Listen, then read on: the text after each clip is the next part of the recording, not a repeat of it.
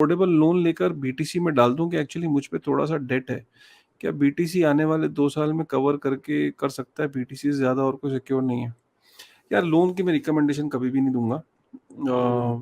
Loan loan मतलब चाहे BTC अभी लोअर लेवल पे है, जो भी है, loan is not the right way to do it. क्योंकि लोन के ना दो प्रॉब्लम्स होते हैं। सपोज करो अभी रेगुलेशन की क्लैरिटी नहीं है, अभी हो सकता है, अभी सपोज करो सरकार क्रिप्टो को बैन कर दे और आप वहां पे क्रिप्टो को ना सेल कर सको, और क्रिप्टो की वैल्यू अचानक जो है ना, बिटकॉइन की वैल्यू, क्योंकि जब कोई सेलर ही नहीं है और कोई बायर ही नहीं है, तो आपकी आपकी मतलब आपको याद है जब जेपे वगैरह निकले थे तो कितना कम हो गया था बीटीसी की वैल्यू, मार्केट जो बाहर कुछ और थी, इंडिया में कुछ और था। ऐसे अनफोर्सीन इवेंट कभी भी हो सकते हैं। बीटीसी हैक हो सकता है आपका, तो पता चला लोन चल रहा है और आपका बीटीसी जो है वो हैक हो गया। तो इसलिए लोन लेना कोई समझदारी की चीज नहीं है। आई विल नॉट इस रिकमेंड। पे ठीक है। इस पे मैं एक स्ट्रेटेजी बता सकता हूँ। ऑब्वियसली ये फाइनेंशियल स्ट्रेटेजी, मैं फाइनेंशियल वो नहीं हूँ, एडवाइजर नहीं हूँ, मैं सिर्फ एक स्ट्रेटेजी बता सकता हूँ जो स्ट्रेटेजी माइट भी हेल्प करे, बट सारा रिस्क आपका है। ठीक है, risk management is the main game.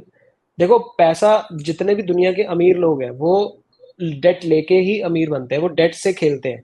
Date से खेलना आना चाहिए आपको। पहले डेट से खेलना सीखो। बिटकॉइन के लिए लोन लेने से पहले पहले उसके फंडामेंटल्स को स्टडी करो।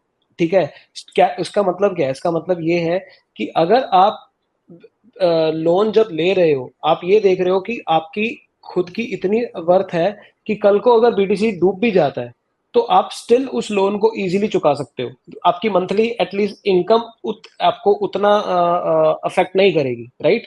पहला चीज तो ये है, that means you can afford to lose. Second important point ये है कि अगर आप लोन ले रहे हो तो आप किसी ऐसे पॉइंट, क्योंकि जो डीफाई चलता है, डीफाई में भी जब जब आप देखो कि अगर लेट्स से आवे प्रोटोकॉल है या जो लेंडिंग प्रोटोकॉल्स है, जब आपके पास स्टेबल कॉइन्स पड़े हैं, या फिर आपके पास जो वो पड़े हैं, क्या बोलते हैं,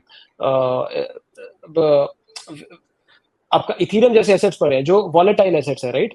तो किस टाइम पे आपको लोन लेना है, किस टाइम पे आपको लोन देना है, वो बहुत मैटर करता है। जब बिटकॉइन का प्राइस बॉटम पे बन रहा है, जब हम देख रहे हैं कि 21,000 लेवल्स पे एक अच्छी बाइंग बन रही है, एंड आपके पास एलिजिबिलिटी है, तो माइट भी आप छोटा सा लोन लो, जिससे आप एटलीस्ट उसको लेके होल्ड करो। माइट भी कॉइन डीसेक्स जैसी एक्सचेंज या किसी ऐसी सेंट्रलाइज एक्सचेंज जहां से आप बिटकॉइन बाहर निकाल नहीं सकते हो, राइट? तो उस केस में आपका आप एक अगले 1-2 साल का प्ले जो है, लेकिन आपको प्रॉपर मैथमेटिक अपना प्रॉपर कैलकुलेशंस करनी पड़ेगी।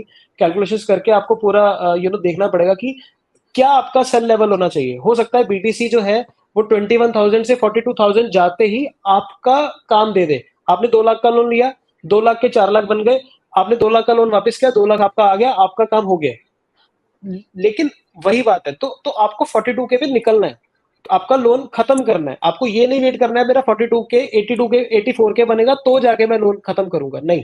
ये हमेशा याद रखना है कि आपको इवेंचुअली डेट को कैसे स्मार्टली खेलना है, तभी आप ये काम करना। नहीं तो I would really agree with Kashif भाई कि आपको लोन नहीं लेना है, फिर आप दूर रहना। What do you think? अभी बीटीसी का ही नहीं पता, तो ऑल्ट के अंदर तो एंट्री लेना कैसा रहेगा? मतलब after other than BTC and Ethereum, जितने भी ऑल्ट्स हैं मेजर, उनका कंसोलिडेटेड व्यू दे दीजिए। सिंपल, लाइफ को सिंपल रखना है तो बहुत इजी आंसर है। जब बीटीसी के वो लेवल्स आए, जो लेवल्स हमने बात करी है, 21 to 23 के लेवल्स में, ठीक है, उस टाइम पे ऑल्ट्स को लेना शुरू कर दीजिए, अच्छे ऑल्ट्स को। उसके लिए ऑब्वियसली लिस्ट आपको, रिसर्च आपको करनी है कौन से ऑल्ट्स अच्छे हैं, जिनके हम्म। चार्ट्स भी कुछ अच्छे डेवलप हो रहे हैं, क्योंकि वहां तक मैं एक्सपेक्ट कर रहा हूँ कि ऑल्ट्स जो है अपना अच्छा खासा जो है वो करेक्शन है वो दे देंगे, राइट? तो बस एक बार ये ध्यान रख लेना कि बीटीसी डोमिनेंस राइज कर रही है वहां पे, ऑल्ट्स ने करेक्शन दे दी है वहां तक, तो alts will be the right time to play over there. अगर ऑल्ट्स उस टाइम पे प्ले अपना नहीं देते हैं तो ऑल्ट्स होल्ड करते हैं 21 to 23 के लेवल्स में, प्रोबेबली वेट कर लेना थोड़ा सा और अप टू 18 to 20 के लेवल्स में, क्योंकि जब भी ऐसा कुछ होता है तो ऑल्ट्स का मैसेकर सबसे ज्यादा होता है। अब हम उस हम्म। स्टेज में जा रहे हैं जहां पे ऑल्ट्स का मैसेज होगा, तो बीटीसी ज्यादा ब्लीड नहीं करेगा, ऑल्ट ज्यादा ब्लीड करेंगे। तो आई एम एंटिसिपेटिंग कि उस टाइम पे ऑल्ट्स ऑलरेडी काफी ब्लीड कर चुके होंगे, तो वहां पे एक अच्छा टाइम फ्रेम होगा। तो मैं भी क्या करूंगा, जब अपना पोर्टफोलियो डिजाइन करूंगा, तो मैं सारा 100% बीटीसी नहीं लूंगा, वहां पे मैं भी कुछ परसेंटेज अपने पोर्टफोलियो का ऑल्ट्स में लेके जाऊंगा, ताकि हम एक अच्छा वेल बैलेंस पोर्टफोलियो मेंटेन करें BTC, थीरियम and other small cap and mid cap ult's में। इजी 21 टू 23 के लेवल्स, सिंपल।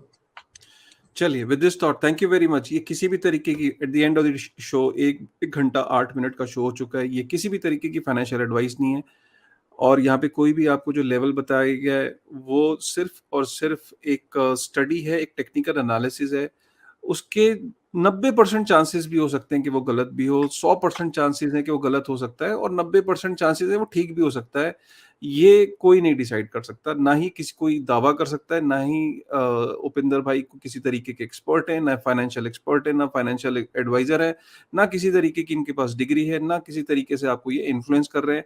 ये हमने अलग अलग fundamental technical past future trend lines और एक टेक्निकल एनालिसिस जो कि अपने आप में एक स्टडी है, उसकी बेसिस पे आपको चीजें बताने की कोशिश करी है। अल्टीमेट डिसीजन आपका है, रिस्क आपका है, और हमेशा से हम आपको ये बोलते आए हैं कि ऑल्ट कॉइन्स का और बिटकॉइन का, इथेरियम का एक अनरेगुलेटेड एनवायरनमेंट में ये रहते हैं। इसका टेक्निकल एनालिसिस भी कर लो, फंडामेंटल एनालिसिस भी कर लो, कोई रेगुलेटरी एनालिसिस नहीं करता है।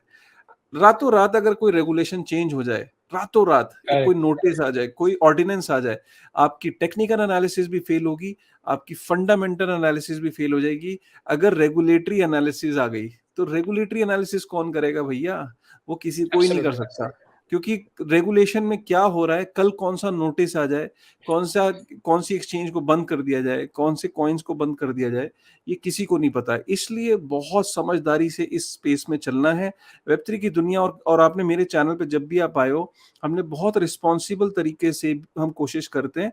अगर हम इस सब्जेक्ट को भी उठाते हैं, आपने देखा होगा उपिंदर भाई के अलावा मैं किसी को बुलाता भी नहीं हूँ शो पे, क्योंकि उसका रीजन यही है कि हमने उपिंदर भाई को देखा है कि रिस्पॉन्सिबली बात को आगे रखते हैं, और क्योंकि हम ये चाहते हैं कि at the end of the day हमारे चैनल पे किसी भी तरह के प्रोग्राम को देख के आपको कोई नुकसान ना हो। मुझे नहीं लगता कि इससे बड़ा डिस्क्लेमर आज से पहले किसी ने दिया होगा, और ये डिस्क्लेमर देना बहुत जरूरी है। चलिए, विद दिस थॉट, एक हाँ जी, एक एक आप कुछ कहना चाहेंगे? बहुत इंपॉर्टेंट पॉइंट है, मेरे एकदम से माइंड में आया, क्योंकि बहुत सारे ट्रेडर्स लोग यहाँ पे सुन रहे हैं। हम अक्सर ये एक बहुत बड़ी गलती करते हैं, हम ऑल्ट कॉइन्स के चार्ट पे टेक्निकल एनालिसिस के अपने सारे प्रॉपर इंडिकेटर्स और अपनी सारी स्टडीज लगाते हैं कि हेड एंड शोल्डर्स बन रहे हैं, बहुत कुछ हो रहा है। एक चीज हमें याद ध्यान से रखना पड़ेगा, जितने ऑल्ट कॉइन के चार्ट्स हैं, स्पेशली जो नए ऑल्ट कॉइन्स हैं, जो माइट भी 1-2 साल पहले ही आए हैं या 2-3 साल पहले ही आए हैं, उनके हिस्टोरिकल चार्ट्स उतने डेवलप नहीं है और उनमें लिक्विडिटी इतनी ज्यादा नहीं है, राइट? तो बीटीसी और इथेरियम के अलावा, या may be let's say top 10 ult's जो जिनकी पिछले 6-7 साल से कुछ हिस्ट्री है, उसके अलावा किसी के ऊपर भी प्योरली टेक्निकल एनालिसिस काम नहीं करता। उसमें मैनिपुलेशन बहुत ज्यादा हाई रहती है। इनफैक्ट टॉप 10 में भी मैनिपुलेशन रहती है। अगर ढंग से थोड़ा बहुत टेक्निकल एनालिसिस अगर चलता है, जो रूल्स फॉलो होते हैं वो बिटकॉइन पे रूल्स फॉलो होते हैं, बिकॉज अब बिटकॉइन इंस्टीट्यूशंस भी उसको प्ले करते हैं। इथेरियम को भी इंस्टीट्यूशंस प्ले करना शुरू कर दी, इसलिए थोड़ा बहुत उस पे रूल्स फॉलो होते हैं। नहीं तो टेक्निकल एनालिसिस, मैं अक्सर लोगों को देखता हूँ अपने टेक्निकल एनालिसिस के सारे फंडे जो है ऑल्ट कॉइन्स पे लगा के उसके बेस पे फ्यूचर्स खेलते हैं, लॉन्ग शॉट करते हैं, जिसके चक्कर में लोग बहुत पैसा गवाते हैं। तो आई वुड से अगर आपको फ्यूचर्स भी खेलना है, सिर्फ बीटीसी पे जाइए। मैं खुद पर्सनली सिर्फ बीटीसी पे खेलता हूँ, क्योंकि मेरे को बाकी सारा बहुत कुछ रिस्की लगता है, बहुत पैसा उसमें लूज होता है। तो मैं अपने खुद की एक्सपीरियंस से बोल रहा हूँ कि ऑल्ट कॉइन्स पे टेक्निकल एनालिसिस को इतना सीरियसली मत लिया करो।